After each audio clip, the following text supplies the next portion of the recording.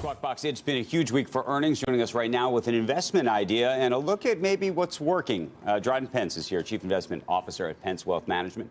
Good morning to you. Thank you for being with us.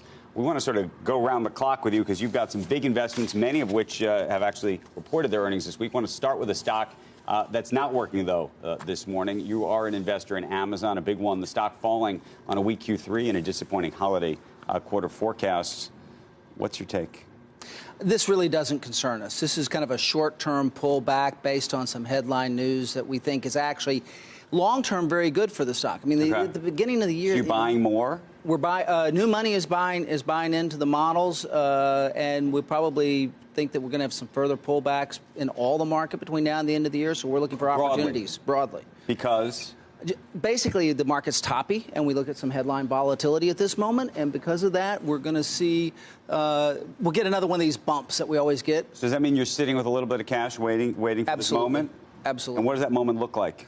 The moment looks like probably we could run into maybe a 5 to 7 pullback on the market. Pullback in the market between now and the end of the year. Okay. Maybe an echo of what happened last year, but I don't think near as much. An echo of last year would put you down close to 20%.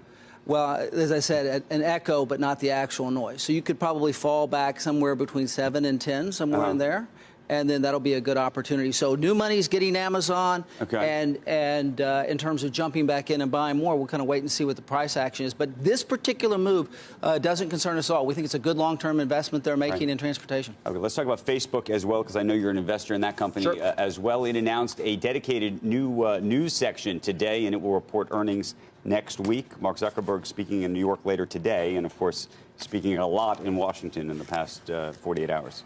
Absolutely. Well, it's interesting that all the politicians that are talking ganging up on Facebook. We're headed into political season. There's going to be a ton of money spent on political ads. Facebook is going to definitely get its share. So these things are actually going to drive earnings. Do you think that political advertising is that important to their underlying business model?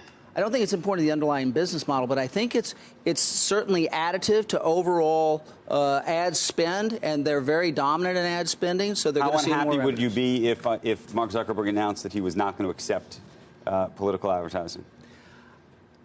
First of all, I don't think that will happen. I don't think that's going to happen either. And it would affect us to take a look at it. But there's a lot of people who think he should. But we would back off from a little bit of looking at the earnings as it is as a marginal contributor, but it's not going to change our position on the stock. They're absolutely dominant long term. Okay, you're also an investor in Apple, and that company reports next week as well. We'll launch Apple TV Plus next Friday. So are you stockpiling more?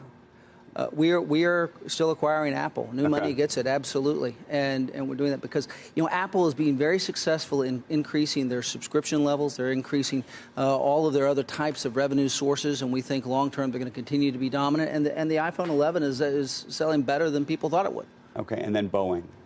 Boeing. Give me the Boeing story here. Sure. Sooner or later, the 737 flies.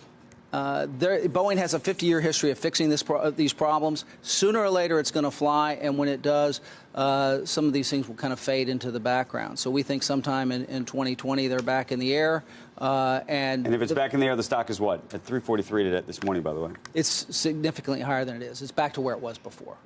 So I think that it's probably in the mid 400s. But how long it takes to get there is hard to say. That's a timing issue. But they continue to do very well, and people forget the defense component of Boeing. Fair enough.